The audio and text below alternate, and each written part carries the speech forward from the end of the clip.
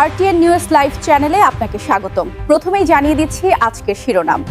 এক সময়ের প্রতাপশালী কর্মকর্তা ডিবি হারুনকে গ্রেফতার করেছে পুলিশ। এবং সবশেষ জানাব, জামায়াত ইসলামীকে নিয়ে সময় টিভির গুজব উস্কে দিলেন যুবদল নেতা রবিউল ইসলাম নয়ন।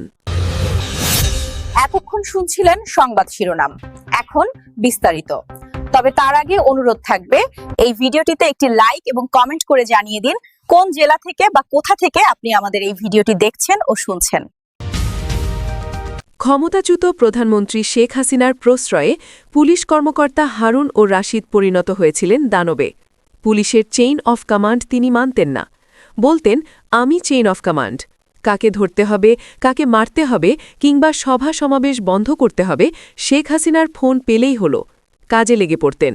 নিজেও সরাসরি ফোন করতেন তৎকালীন প্রধানমন্ত্রীকে।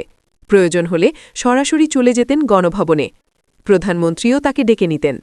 প্রধানমন্ত্রীর বাইরে বিশেষ সম্পর্ক ছিল সাবেক রাষ্ট্রপতি আব্দুল হামিদ ও পলাতক তৎকালীন স্বরাষ্ট্রমন্ত্রী আসাদুজ্জামান খান কামালের সঙ্গে।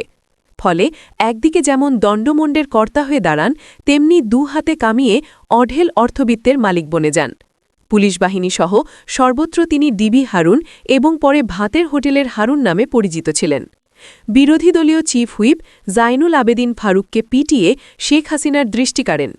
তার বিশেষ কৃতিত্ব হচ্ছে ২০২৩ সালে প্রধান বিচারপতির বাসভবনে হামলা করে তা বিএনপির নামে চালিয়ে নয়াপল্টনের সমাবেশ বন্ধ করা। অনুসন্ধান করতে গিয়ে পুলিশ বাহিনীর বিভিন্ন পর্যায়ের কর্মকর্তাদের কাছ থেকেও ডিবি হারুন সম্পর্কে জানা যায় নানা তথ্য। সূত্র জানায়, পুলিশ বাহিনীতে শেখ হাসিনার খুব আস্থাভাজন এমন দানবীয় রূপের কর্মকর্তা ছিলেন ৫ জন। তারাই মূলত পুলিশ বাহিনী চালাতেন। এরই মধ্যে তৎকালীন আইজি বেনজির আহমেদ এবং হারুন ছিলেন শেখ হাসিনার আস্থাভাজন হিসেবে সবার উপরে। ক্ষমতার দাপট এবং শেখ হাসিনার কত কাছে যাওয়া যায়, এই নিয়ে দুজনের মধ্যে বিরোধ ছিল। মাঝে মধ্যে বেনজির আহমেদ ডিবি হারুনকে চেইন অফ কমান্ডের কথা বললে তিনি শুনিয়ে দিতেন আমি চেইন অফ কমান্ড। পুলিশ কর্মকর্তা হারুনুর রাশিদ মধ্যবিত্ত পরিবারের সন্তান ছিলেন। হাওড় এলাকায় কিশোরগঞ্জের গ্রাম থেকে ঢাকায় পড়তে এসেছিলেন। ঠাঁই হয়েছিল ছাত্রদের হলে। ছিলেন ছাত্রলীগের ক্যাডার। ২০তম বিসিএসে পুলিশে যোগদান করেন তিনি। এরই পরে তিনি আলাদিনের চেরাগ পেয়ে যান। ২০তম বিসিএসের কর্মকর্তা হয়েও তিনি সিনিয়রদের টোপকে ডিআইজি পদ পদোন্নতি হাতিয়ে নেন। এরপর তার আর পেছনে ফিরে তাকাতে হয়নি। পুলিশের গুরুত্বপূর্ণ ইউনিট ডিএমপি সহ ভিআইপি এলাকাগুলোতে দায়িত্ব পালন করাকালীন নানা অপকর্ম করে হাতিয়ে নিয়েছেন কোটি কোটি টাকা।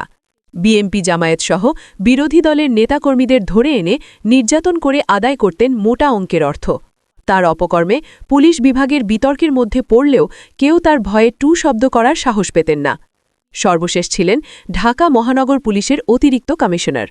প্রথমে ডিবির দায়িত্ব দেওয়া হলেও জুলাই আন্দোলনের শেষ মুহূর্তে তাকে অতিরিক্ত কমিশনার করে ক্রাইম অ্যান্ড অপারেশনস বিভাগে পাঠানো হয়। দেশের গুরুত্বপূর্ণ পুলিশের ২টি ইউনিট নারায়ণগঞ্জ ও গাজীপুর জেলায় এসপি ছিলেন। সংশ্লিষ্ট সূত্র মতে হাজার কোটি টাকা গাজীপুর থেকেই তুলেছেন তিনি। এছাড়া হারুন ছিলেন ডিএমপির ৮ ক্রাইম বিভাগের মধ্যে গুরুত্বপূর্ণ ইউনিট তেজগাঁও জোনের উপপুলিশ কমিশনার। এসব ইউনিটের দায়িত্ব পালন করতে গিয়ে প্রভাব খাটিয়ে অবৈধভাবে সম্পদের মালিক হয়েছেন। আসামি ধরে টাকা দিয়ে ছেড়ে দেওয়া, বিরোধী মতের লোকজনকে ধরে এনে টাকা আদায়, জমি দখলে সহযোগিতা করে অর্থ হাতিয়ে নেওয়া, কোম্পানি দখল ও অবৈধ রিক্রুটিং ব্যবসা করে সম্পদের পাহাড় গড়েছেন তিনি। আমাদের দেশের অনুসন্ধানে গাজীপুর, আশুলিয়া, কক্সবাজার ও রাজধানীর উত্তরায় বিপুল পরিমাণ সম্পদের খোঁজ পাওয়া গেছে। কিশোরগঞ্জে করেছেন প্রেসিডেন্ট রিসোর্ট, কিন্তু চালাকি করে অন্যজনকে মালিক করেছেন। এলাকার সবাই তার রিসোর্ট বলেই জানে। আশুলিয়ার নন্দন পার্কে তার শেয়ারের তথ্য পাওয়া গেছে। দুর্নীতি দমন কমিশন তার স্ব-সম্পদ নিয়ে অনুসন্ধান শুরু করেছে। ৩টি মামলা করেছে দুদক। সূত্র জানায়, হারুন যত অবৈধ সম্পদ গড়েছেন তার বেশিরভাগ অর্জন করেছেন গাজীপুর জেলায় এসপি থাকাকালীন। তিনি এই জেলায় কথিত ডিবির প্রায় 10টি দল গঠন করেছিলেন। প্রতি রাতে ডিবির একাধিক দল নেমে পড়ত টার্গেটকৃত ব্যক্তির উদ্দেশ্যে। গাড়িতে বোঝাই রাখা হতো ইয়াবা, অস্ত্র এবং বিভিন্ন মাদকদ্রব্য। সুযোগ বুঝে এসব জিনিস দিয়ে ফাঁসিয়ে দেওয়া হতো রাজনৈতিক নেতা, নিরপরাধ ব্যবসায়ী ও ধনী পরিবারের সন্তানদের। শেখ হাসিনা তার ক্ষমতাকে কুক্ষিগত করতে নিরাপত্তা বাহিনীর ওপর ভর করেছিলেন। বিশেষ করে পুলিশ এবং র্যাব দিয়ে বিরোধী মতের ওপর অতিরিক্ত শক্তি প্রয়োগ করে দমনপীড়ন চালানো হয়েছিল। যে যত বেশি বিরোধী মতের নেতাকর্মীদের দমনপীড়ন চালিয়েছেন তাকে তত দ্রুত পদোন্নতি ও পদকের ব্যবস্থা করা হয়েছে। এর মধ্যে অন্যতম পুলিশ কর্মকর্তা হারুনুর রাশিদ। তিনি ডিবিতে কথিত ভাতের হোটেল খোলেন। এই ভাতের হোটেলে আওয়ামী লীগের নেতৃবৃন্দ, সেলিব্রিটি পার্সন, চলচ্চিত্র নাটকের নায়ক নায়িকা, শিল্পপতি, ব্যবসায়ী থেকে শুরু করে নানা পেশার লোকজনকে তার সঙ্গে বসে খেতে দেখা গেছে। তাদের খাইয়ে কৌশলের সব ভিডিও ফুটেজ সোশ্যাল মিডিয়ায় ছাড়ছেন তিনি। তার ভাতের হোটেলের খপ্পরে পড়েন খোদ বিএনপির স্থায়ী সদস্য গয়েশ্বর চন্দ্র রায়। সেগুলো নিয়ে সমালোচনা হলেও তিনি কোনো পাত্তাই দিতেন না, বরং আরও বেশি বেশি করে তিনি এই ভিডিওগুলো আপলোড করতেন। জুলাই-অগস্ট আন্দোলন সমন্বয় করতে ডিবিতে ধরে এনে জোর করে বিবৃতি দেওয়ার অভিযোগ রয়েছে তার বিরুদ্ধে। 2011 সালের 6 জুলাই সংসদ ভবনের সামনে তৎকালীন চিফ হুইপ বিএনপি নেতা জাইনুল আবেদিন ফারুককে শারীরিকভাবে হেনস্থা করে আলোচনায় আসেন তিনি। খোদ স্বরাষ্ট্রমন্ত্রীর আশকারায় তিনি পুলিশের মধ্যে প্রভাবশালী হয়ে ওঠেন। নারায়ণগঞ্জ ও গাজীপুর পুলিশ সুপারের দায়িত্ব পালনের সময় তার বিরুদ্ধে ঘুষ গ্রহণের অভিযোগ উঠলেও পুলিশ তার ব্যাপারে কোনো ব্যবস্থা নেয়নি, বরং পদোন্নতি হয়েছে। বিরোধী মতের লোকজনকে ধরে ক্রসফায়ারের হুমকি দিয়ে টাকা আদায়, চাঁদাবাজি, জিম্নি করা, আটকে রেখে নির্যাতন, জমি দখল, গুম ও মিথ্যা মামলায় হয়রানিসহ এমন কোনো অভিযোগ নেই যা তার বিরুদ্ধে ছিল না। ডিবি হারুন ভয়ঙ্কর চাঁদাবাজ। হারুনের বিরুদ্ধে বিভিন্ন সময় অভিযোগ উঠলেও তার প্রভাবের কারণে কেউ কিছু বলতে পারেনি, বরং অভিযোগ থাকার পরও সবসময় তিনি গুরুত্বপূর্ণ পদে দায়িত্ব পালনের সুযোগ পেয়েছেন। হারুনের বিরুদ্ধে 2019 সালের অক্টোবর মাসে চাঁদাবাজির অভিযোগ করেন পার্টেক্স গ্রুপের চেয়ারম্যান এম.এ. হাশেমের ছেলে আম্বার গ্রুপের চেয়ারম্যান শওকত আজিজ। চাঁদা দিতে রাজি না হওয়ায় শওকত আজিজ ও তার স্ত্রী পুত্রকে তুলে নিয়ে যায় নারায়ণগঞ্জ পুলিশ। পরে তার মুচলেকা দিয়ে ছাড়া পান। এই ঘটনার বিবরণ দিয়ে শওকত তখন গণমাধ্যমকে বলেন, চাঁদা নিয়ে হারুনুর রাশিদের সঙ্গে তার পুরনো বিরোধ ছিল। সম্প্রতি তিনি নারায়ণগঞ্জের রূপগঞ্জে নতুন একটি প্রকল্পের কাজ শুরু করেছেন। সেখানেও হারুন ঝামেলা বাঁধাচ্ছিলেন। সর্বশেষ 2019 সালের 31 অক্টোবর তার স্ত্রী পুত্রকে বাসায় নামিয়ে ঢাকা ক্লাবে আসেন। ক্লাব থেকে বেরিয়ে দেখেন তার গাড়িটি নেই। পরের দিন খোঁজ নিয়ে জানতে পারলেন গাড়ি আছে নারায়ণগঞ্জে। পরের দিন রাতে তার অনুপস্থিতিতে হারুন একদল পুলিশ নিয়ে তার গুলশানের বাসায় ঢুকে ভাঙচুর করেন। এরপর তার স্ত্রী পুত্রকে নারায়ণগঞ্জে নিয়ে যায়। এ বিষয়ে নিকটস্থ গুলশান থানাতে কিছু জানাননি নারায়ণগঞ্জের পুলিশ। পরদিন তার খোয়া যাওয়া গাড়িতে ইয়াবা, মদ ও গুলি উদ্ধারের ঘটনা সাজিয়ে শওকত আজিজ ও তার গাড়ি চালকের নামে মামলা করেন। গুলশানের বাসা থেকে স্ত্রী পুত্রকে নারায়ণগঞ্জে নিয়ে যাওয়ার একটি ভিডিও শওকত তার ফেসবুকে শেয়ার করেন।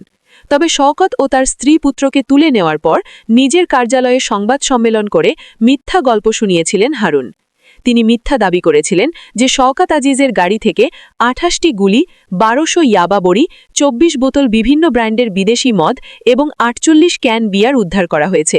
এ সময় গাড়িতে শওকতের স্ত্রী ফারহা আজিজ ও সন্তান আনাম আজিজ ছিলেন। জিজ্ঞাসাবাদের জন্য তাদের আটক করা হয়েছিল। পরে অবৈধ অস্ত্র উদ্ধারে এম.এ. হাশিম সহযোগিতা করবেন বলে মুচলেকা দেয়ায় তার স্ত্রী পুত্রকে ছেড়ে দেওয়া হয়। শওকত আজিজ তখন গণমাধ্যমকে বলেছিলেন, হারুনের চাঁদাবাজি নিয়ে 2016 সালের 5ই মে স্বরাষ্ট্রমন্ত্রী সহ গুরুত্বপূর্ণ ব্যক্তিদের কাছে তিনি একটি লিখিত অভিযোগ করেছিলেন। এই চিঠিতে তিনি উল্লেখ করেন, নির্বাচন কমিশনের আদেশে গাজীপুর থেকে প্রত্যাহারের পর পুলিশ সুপার মোহাম্মদ হারুনুর রশিদ তার কাছ থেকে 5 কোটি টাকা চাঁদা দাবি করেন। তার পক্ষে উপপরিদর্শক আজহারুল ইসলাম ডেয়ারিং বয়েসের ম্যানেজার ইয়াহিয়া বাবুকে ফোন করে টাকা দাবি করেন। এর আগেও গুলশান ক্লাবের নাম তাহলে ও গুলশান কাবাব ফ্যাক্টরির রেস্তোরাঁয় হারুন তাকে ডেকে নিয়ে 5 কোটি টাকা যুক্তরাষ্ট্রের একটি ঠিকানায় পাঠাতে বলেন। টাকা দিতে রাজি না হওয়ায় তার ব্যবসায়িক প্রতিষ্ঠান ডেয়ারিং বয়েস স্টোরের 45 জন শ্রমিক, কর্মকর্তা কর্মচারীকে গাজীপুর থানায় ধরে নিয়ে মিথ্যা মামলায় জেলে পাঠানো হয়। শুধু শওকত আজিজ নয়, গত 27 অক্টোবর রাতে হারুনের লোকেরা আরও একটি শিল্প প্রতিষ্ঠানের মালিক ও তার প্রধান নির্বাহী কর্মকর্তাকে গুলশান থেকে তুলে নারায়ণগঞ্জে নিয়ে আটক রাখেন। পরে জার্মান প্রবাসী একজন প্রভাবশালী আওয়ামী লীগ নেতা ও পুলিশের ঊর্ধ্বতন একাধিক কর্মকর্তার অনুরোধে শিল্পপতিকে ছেড়ে দিলেও প্রতিষ্ঠানের প্রধান নির্বাহী কর্মকর্তাকে মাদক মামলায় গ্রেফতার দেখানো হয়।